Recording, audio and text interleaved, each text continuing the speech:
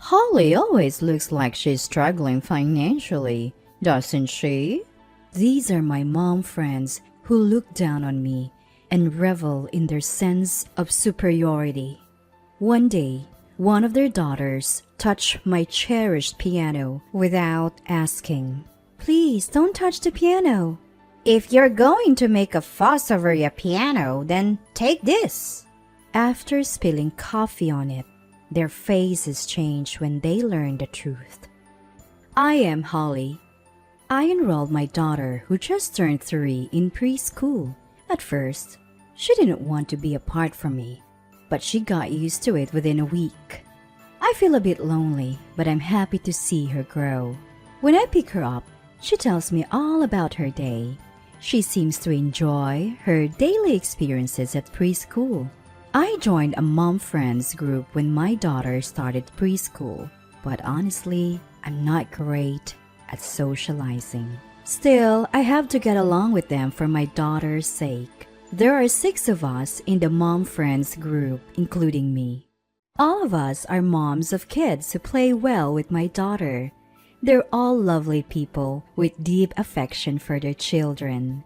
They're more experienced in parenting, so I learn a lot from them. Above all, they're kind people who accept me, even though I'm not good at communication. However, there's one person I can't get along with. Good morning, Holly. Good morning, Dorothy. Hey, what's with that ugly bag your daughter has? Oh, I made the bag from her old clothes. Seriously? A bag made from old clothes? That's so poor. I'd be embarrassed to let my precious daughter carry that. Your daughter must be trying to be considerate of you. Is that so? Dorothy continued to look down on me with a bitter smile. The mom friend I can't stand is Dorothy. She's the wealthiest mom in the group. She always wears expensive clothes and bags, and she's beautiful with a great figure, the kind of woman everyone admires. But she has a bad personality.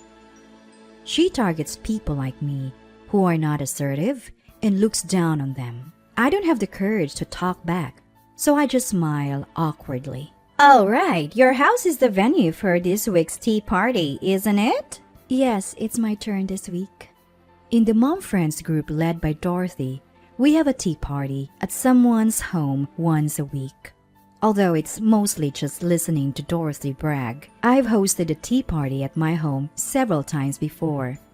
My home is not as stylish as Dorothy's, so she never misses a chance to look down on me. She'd say things like, "It's weird not to have any paintings on the wall," or "Where did you get this tasteless sofa?" She even ridiculed my cherished piano. I'm sure I'll be exhausted from forcing smiles while being looked down upon. To be honest, I'm not looking forward to it. After all, it's at your house, Holly. Your furniture is all old and not attractive, but rules are rules, so I'll go. See you later. Dorothy said what she wanted and quickly left the preschool. After parting with her, I felt heavy thinking about the upcoming tea party. On the day of the tea party, as the other mom friends entered my home, Dorothy came in last. Today, she looked even more stylish than usual. Dorothy stands out in my modest home, looking out of place. Wow, you still have all this old furniture. I gave so much advice last time. Why don't you replace this sofa already? Oh, I forgot. You can't afford it, Holly. Ignoring Dorothy's arrogance, I started preparing tea and snacks in the kitchen. The other mom friends are chatting in their seats, but Dorothy is walking around the house alone. I wish she wouldn't snoop around. It's embarrassing. Oh, Holly, you still have this old piano? Hearing Dorothy's loud voice, I rushed to the scene. She had entered my piano room without permission. I had put a "Do Not Enter" sticker on the door to that room, but Dorothy seemed to have ignored it. The other mom friends, hearing her voice, started gathering in the room. Sorry everyone, could you please not go near the piano in that room? Dorothy frowned at my timid request. What? Why would you say that? That's not how you treat guests. I apologize, but that piano is very precious to me. Even a small scratch would be a big deal. Please understand. A scratch? It's already an old piano. What's one more scratch? You really are like a poor person, cherishing something like this. Sorry, the tea is ready. Let's relax in the living room. Somehow, calming Dorothy down, we returned to the living room with the other mom friends. Dorothy seemed displeased about being corrected. She left looking irritated without even finishing her tea or snacks. I worried this might affect my daughter's friendships, but she never came home crying. For now, I was relieved.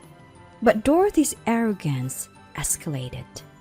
She spread false rumors among the mom friends and flaunted her expensive clothes and bags. She even looked down on my husband's income and my daughter's appearance.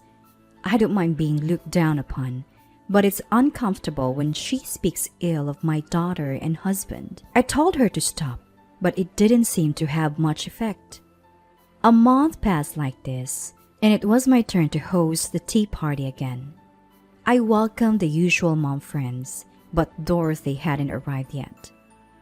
According to the others, she would be late. We decided to start the tea party without her. Without someone bragging, it was surprisingly peaceful. I was talking without tension for the first time in. But she never came home crying. It was probably Dorothy. I got up and opened the door. Sorry, I'm late. I was picking up my daughter from daycare. Dorothy was holding a little girl about 2 years old. Thank you for coming, Dorothy. Is your daughter joining us? Do you have a problem with that? No, I just wasn't expecting it. It's none of your business. Let us in. Sure. Sorry. Dorothy's daughter ran into the house as soon as they entered. As I tried to stop her, Dorothy pulled my arm. She's fine on her own. She's a good girl. But what if she gets hurt? Do you have anything dangerous lying around?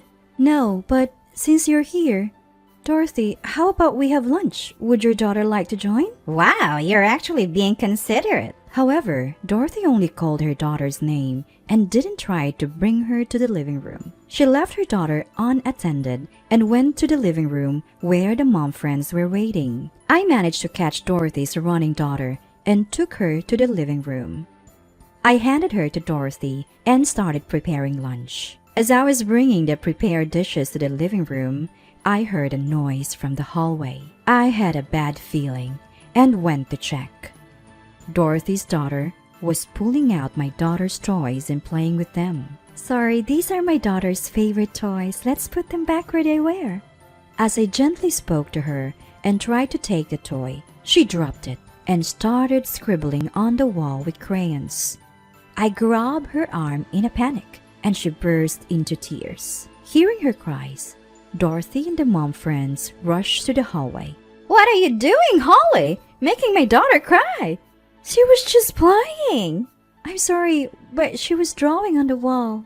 She's a child. Let her doodle. It's not a big deal. But we're renting, so we'd have to pay for repairs. You really are like a poor person. That's a small expense. You should have been prepared for this when you had a child. Poor thing. She was having fun. Dorothy starts lecturing me instead of scolding her daughter. The other mom friends just looked the other way, not daring to oppose Dorothy. I give up on reasoning with her and decide to focus on lunch. As usual, she complains about my cooking, calling it bland, tasteless, and inedible. I thought I made a good meal, but today it just doesn't go down well. Just when Dorothy's bragging session starts, I hear the sound of a piano. I rush to the piano room, and as expected, Dorothy's daughter is playing it. I had left the piano lid open and forgot to lock the room. Stop! Don't touch that! I raise my voice, and characteristically, I pick up her daughter and usher her out of the room.